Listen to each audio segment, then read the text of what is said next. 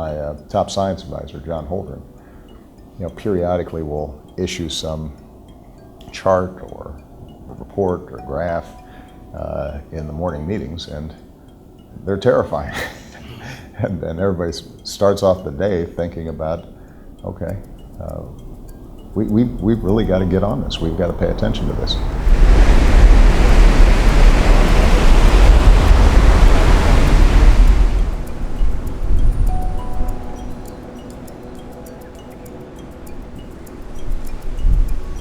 First of all, Mr. President, thank you very much for talking to us and doing so in such a lovely spot. We're told you've thought a lot about how and why civilizations collapse. And we wanted to ask you, do you believe the threat from climate change is dire enough that it could precipitate the collapse of our civilization? Well, I don't know that I can look into a crystal ball and know exactly how this plays out. But what we do know is that historically, when you see severe environmental strains of one sort or another on cultures, on civilizations, on nations, that the byproducts of that are unpredictable and can be very dangerous.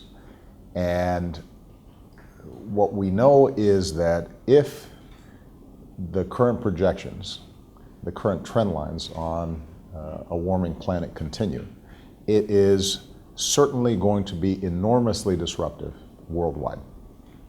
And just imagine, for example, monsoon patterns shifting in South Asia, where you've got over 1 billion people.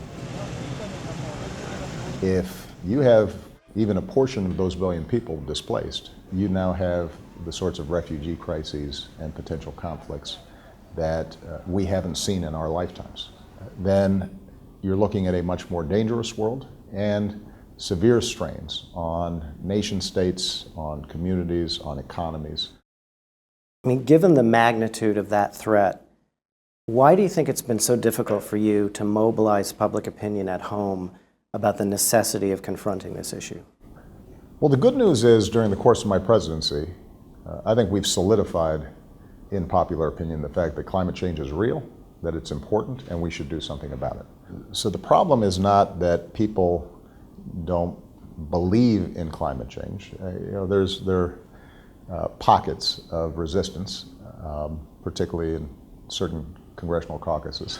Well, actually, we've had a flatline temperatures globally for the last 8 years.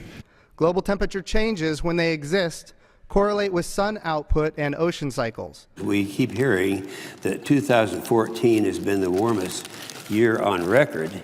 I asked the chair, you know what this is? It's a snowball, and that's just from outside here. So it's very, very cold out, very unseasonal. So here, Mr. President, catch this. But if you talk to the average person, I think they understand that this is something serious and we got to do something about it. Translating concern into action is the challenge. And part of what makes climate change difficult is that it is not an instantaneous catastrophic event. It's a slow-moving issue that on a day-to-day basis people don't experience and don't see. And so part of our goal throughout my presidency has been to raise awareness, but also then to create frameworks, structures, rules that allow us to take specific action in ways that create economic opportunity and improve people's well-being, as opposed to people feeling as if there are these enormous trade-offs that necessarily make life a lot harder for them. And so that we can say, at long last, this was the moment when we decided to confront America's energy challenge. In 2009, President Obama pushed Congress to pass a cap-and-trade plan where the government sets an annual cap on greenhouse gas emissions and allows businesses to buy and sell permits to pollute. The bill passed the House but died in the Senate.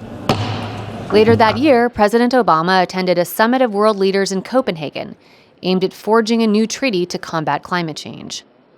His speech at the summit was praised. I believe we can act boldly and decisively in the face of a common threat. But the United States was criticized for its failure to enact climate change policies at home. The summit ended in a meltdown with no agreement on a treaty. Mr. President, you tried but failed to take action in your first term. The cap and trade bill failed in the Senate. The Copenhagen climate change talks ended in collapse. What lessons did you learn from those episodes? When cap and trade came up, I was certainly disappointed that many Republicans who previously had said they were concerned about this suddenly went the other way as the politics of it shifted. People felt if we're hemorrhaging jobs and the economy is contracting, is this the time for us to be able to move this issue forward aggressively? But what we did do is to use the model we had created with the auto industry to start thinking, how do we engage industry and how do we engage states on a whole set of rules and steps that, even though short of big comprehensive legislation, could still get the job done. And I think one of the most important things that people should know is that here in 2016, we've actually achieved more carbon emissions than we would have under the cap and trade bill that was presented and went down in the House. So it taught us that there's just more than one way to skin a cat.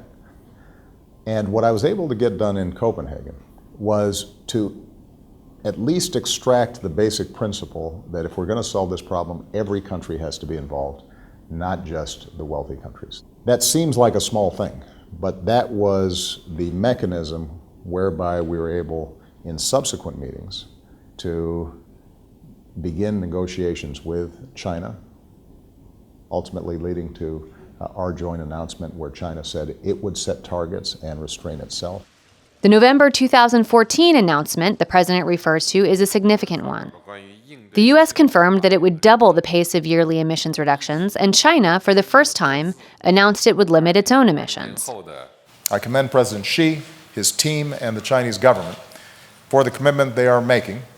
I'm wondering whether there's anything you can recall and share with us about why the party leadership in China would be willing to take such painful steps. Did you have any kind of interesting exchanges with the president that gave you an insight into that? I had been in contact with President Xi prior to my arrival and given him a sense of, if you are prepared to do this, here's what we're going to be doing. And for us to be able to make a joint announcement, I think would signal the capacity of the U.S. and China to lead the world on an issue of critical importance to everybody. One of the reasons I think that China was prepared to go further than it had been prepared to go previously is that their overriding concern tends to be political stability. Interestingly, one of their greatest political vulnerabilities is the environment. People who go to Beijing know that it can be hard to breathe. So I think the Chinese party leadership recognized that they had to rethink how they approach environmental issues. And we saw that as an opening for us to be able to say, not only can you address what is an increasingly important domestic issue, you can also work with us to create a multilateral framework that shows China's emerging leadership on the world stage. For the incredible work that you and your team have been doing. Back at home, Obama struggled to find common ground with Republicans on his own climate policies and elected to take aggressive, some Republicans would say unconstitutional, steps. There is such a thing as being too late when it comes to climate change. His Clean Power Plan is an expansion of the regulatory authority of the Environmental Protection Agency. The EPA is setting the first ever nationwide standards to end the limitless dumping of carbon pollution from power plants. You've gotten a lot of blowback for this. What are your misgivings about it? And how much do you worry that this creative interpretation of the law will be legally durable? Well, if Donald Trump is elected, for example, you have a pretty big shift in how the EPA operates. And there is no doubt that when you have a legislative ratification of a policy, that it is firmer, it is less subject to reversal. But keep in mind that what happens when we come up with smart policies and regulations that proved to work, it becomes stickier. It's harder then to reverse. So all these individual and collective steps that have been taken, they lock in, they embed us moving in a certain direction. And for somebody then to come in and say, well, we're going to just tear this out root and branch, it's not just a matter now of reversing what I've done, it's a matter of reversing what a whole lot of people are seeing works. Well, you talked about all this buy-in from utilities, states, industry, but one of the things that is necessary for the Clean Power Plan to be implemented is for it to stand up to legal challenge. Right. The Supreme Court has put a halt on implementing it right now, and one of the most prominent critics of the legal structure of the Clean Power Plan is your own mentor at Harvard Law School, Larry Tribe. He has said that your use of the Clean Air Act to put forth the Clean Power Plan is a vast legal overreach. He has compared it, direct quote, to burning the Constitution. What is your reaction to Professor Tribe's legal criticism? I can say that legally he's wrong, and I think most legal commentators also think he's wrong. I think he's in the minority in the view that he's taking. But ultimately what really counts is what the DC Circuit and if it gets there, the Supreme Court thinks about it. And I'm very confident that the Clean Power Plan will be upheld. If it is upheld, there will be some stark economic trade-offs if it's implemented. If it stands up to legal challenges, essentially the Clean Power Plan will eventually end demand for coal power. What do you owe the workers and the people in coal communities who will be hurt, who will lose their jobs, who will lose their livelihoods as a result of this? Well, I think we as a country owe everybody opportunity, and if they're in a sector that because of the necessities of doing something about climate change are going to be adversely impacted, then we need to be there for them. So what we owe the remaining people who are making a living mining coal is to be honest with them and to say that, look, the economy's shifting, how we use energy is shifting. That's going to be true here, but it's also going to be true internationally. And how can we take your skills and talents and work ethic that you've shown in this coal mine and use it to build some wind turbines or use it to install solar panels? I think there are a lot of folks in West Virginia and Kentucky and probably Southern Illinois who do think that the reason they're having a tough time is because Obama and the EPA, and now of course Hillary Clinton, we're all trying to destroy them. But what I want to do, and I think we should all want to do, is to have an honest conversation about how do we make sure that these communities thrive with the energies industries of the 21st century, not of the 17th, 18th, and 19th centuries. Mr. President, thank you very much. I enjoyed it very much. Me Thank too. you. Us too. Thank Thank you.